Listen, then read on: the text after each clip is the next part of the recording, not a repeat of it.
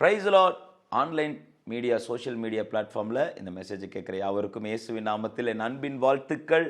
கர்த்தருடைய பரிசுத்த நாமம் மகிமைப்படுவதாக. பிரியமானவர்களே, நம் தேவன் எப்பொழுதுமே ஜனங்களை நேசிக்கிறவராக இருக்கார். அவருக்கு மக்கள்னா அவ்வளோ பிடிக்கும், ஆத்துமாக்கள்னா அவர் அவ்வளோ நேசிக்கிறார்.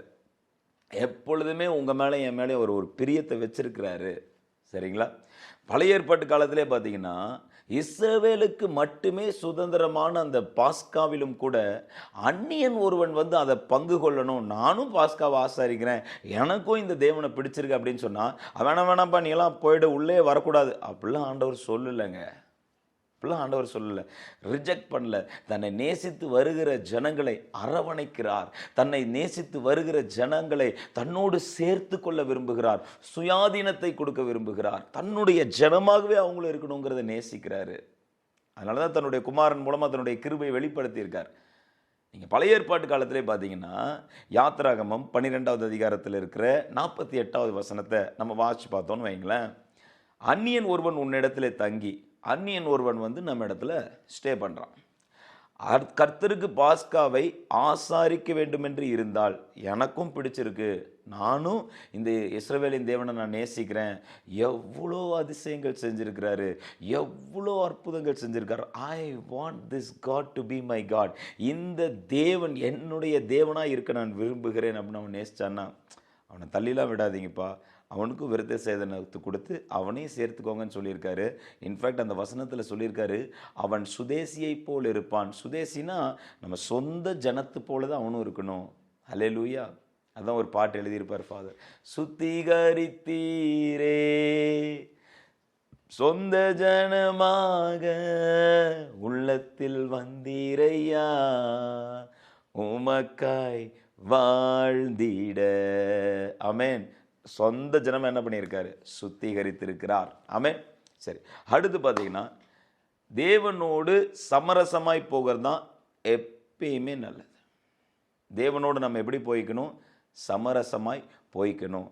நமக்கு இப்போ இருக்கிற சூழ்நிலைக்கு, இப்போ நம்ம வாழ்க்கையில் சந்தித்து கொண்டிருக்கிறதுக்கு நாம் தான் காரணம்.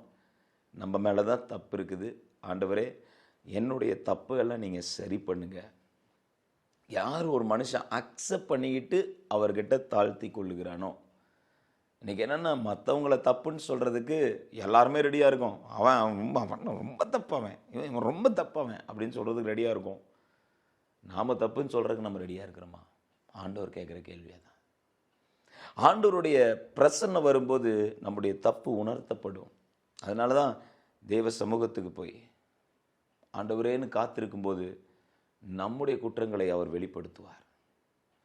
அதை நம்ம அக்செப்ட் பண்ணிவிட்டு, ஆண்டவரே உங்கள் இடத்து நான் பணிந்து கொள்கிறேங்கிறப்ப, அதான் பார்த்திங்கன்னா பர்த்லமேயு, நான் கரெக்டாக தான் வாழ்ந்தேன், நான் ஒரு இஸ்ரவேலன், நான் உடன்படிக்கையில் இருக்கிறேன், எனக்கு சுகம் கொடுங்க. இல்லை, ஆண்டவரே எனக்கு இறங்கும், தாவீதின் குமாரனே எனக்கு இறக்கம் செய்யுங்க, எனக்கு இறங்குங்கப்பா. யோபும் அதான் சொல்கிறாரு, என்னுடைய நீதி என்னுடைய நியாயத்தை வச்சு நான் என்ன செய்யட்டும், ஆண்டவரே எனக்கு நீர் இறங்குவீராக, எனக்கு இறங்கும், எனக்கு இறங்கும். Have mercy on me, son of David. அவருடைய இரக்கம் அப்படி நம்ம கேட்கும்போது கர்த்தர் இறங்கி வந்து நம்மை ஆசீர்வதிப்பார். அவர் இரக்கம் உள்ள தேவன். அவருடைய பேரே தான், இஸ் a merciful God. இரக்கம் பாராட்டுகிற கர்த்தரிடத்தில் நீங்கள் வந்திருக்கிறீங்க. உங்களுக்கு இரக்கம் செய்வார், உங்கள் குடும்பத்துக்கு இரக்கம் செய்வார், உங்கள் பிள்ளைங்களுக்கு இரக்கம் செய்வார். விசுவாசிக்கிறீங்களா? கண்டிப்பாக அந்த இரக்கம் வரும். வாசிச்சு பாருங்கள். பழைய ஏற்பாட்டில் ஒரு வசனம் இருக்குது, நான் எடுத்து வாசிக்கிறேன். லேவியராகமத்தில் இருக்கிற 26வது அதிகாரத்தில் 41, 42. சரிங்களா? அவர்கள் எனக்கு எதிர்த்து நடந்தபடினால் நானும் அவர்களுக்கு எதிர்த்து நடந்தேன். ஒருத்தங்க எதிராக இருந்தாங்கன்னா, நம்ம பாவம் செய்கிறோம் அதுலேயே நிலை நிற்கிறோங்கிறப்ப நம்ம யாருக்கு எதிரியாக இருக்கிறோம்? எந்த மனுஷங்களுக்கும் இல்லை, டைரெக்டாக தேவனுக்கு எதிரியாக நிற்கிறோன்னு அர்த்தம். நம்மளை உண்டாக்குன கடவுளை எதிர்த்து நிற்கிறோன்னு அர்த்தம். we are rebelling against God. அதனால தான் ஆண்டவர் சொல்கிறாரு, தப்பு தான் நான் பண்ணிட்டேன், என்னை மன்னிங்கன்னு சொல்லி அவன் தன் தவறை உணர்ந்து கொண்டு அதை ஒத்துக்கொண்டு அவன் தன்னை தாழ்த்தி கொள்ளும் பொழுது, அதுதான் வசனம் இருக்குது. நான் வாசிக்கிறேன் பாருங்கள்.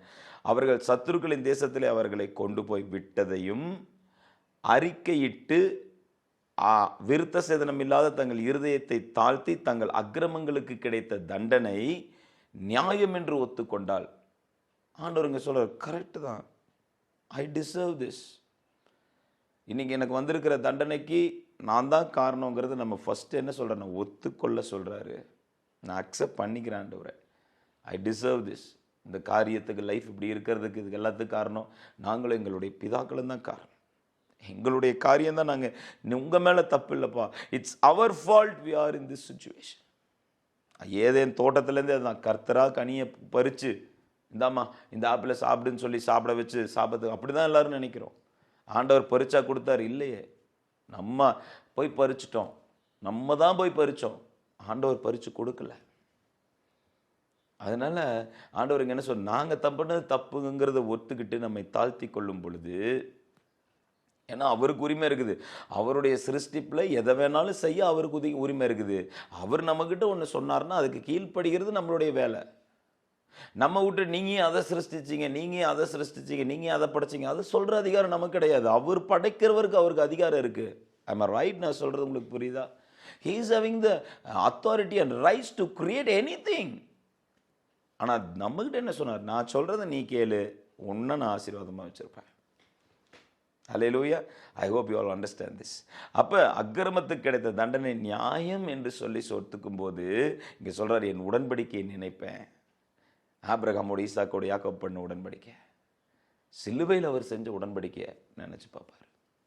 அழுது புலம்புங்க ஆண்டவர்கிட்ட, சொல்லிடுங்க, ஆண்டவர் இது எல்லாத்துக்கும் நாங்கள் தான் காரணம், எங்கள் எல்லாரும் நீங்கள் மன்னிச்சு எங்கள் சூழ்நிலையில் நீங்கள் இறங்குங்கன்னு சொல்லி சொல்லுங்கள்.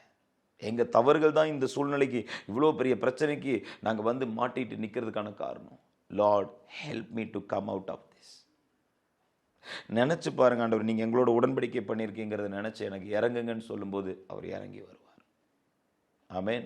நீங்கள் வாசிச்சு பார்த்தீங்கன்னா இருக்கும், இன்னும் கொஞ்சம் வாசிக்கிறேன் பாருங்கள். உன் தேவனாகிய கர்த்தரிடத்தில் நீ முழு இருதயத்தோடு முழு ஆத்மாவோடு அன்பு கூர்ந்து பிழைக்கும்படி, நீங்கள் பிழைக்கும்படி, உங்கள் பிள்ளைங்க பிழைக்கும்படி ஒரு காரியத்தை ஆண்டவர் செய்கிறேன்னு சொல்கிறாரு. நீங்கள் பிழைக்கும்படி உன் தேவனாகிய கர்த்தர் உன் இருதயத்தையும் உன் சந்ததியின் இருதயத்தையும் விருத்த சேதனம் பண்ணி, உன்னுடைய இருதயத்தையும் நான் விருத்த சேதனம் பண்ணுவேன். உன்னுடைய இருதயத்துக்குள்ளேயும் இருக்கிற பெருமைகளை அகற்றுவேன், உனக்குள்ளே இருக்கிற அசுத்தங்களை அகற்றுவேன், உன்னுடைய சந்ததிக்குள்ளே இருக்கிற அசுத்தங்களையும் உன்னுடைய சந்ததியின் இருதயத்தையும் நான் விருத்த சேதனம் பண்ணுவேன். ஆண்டவர் இங்கே ப்ராமிஸ் பண்ணுறார். அவர் ப்ராமிஸ் பண்ணுறாரு, அதையும் நான் எடுத்து போடுவேன். அதுக்கப்புறம் என்ன செய்வாரா, இந்த சாபங்களை எல்லாம் எடுத்து யாரெல்லாம் ஆப்போசிட்டாக இருக்காங்களோ அவங்க பக்கம் போயிடும், நம்மளை கர்த்தர் ஆசீர்வதிப்பார்.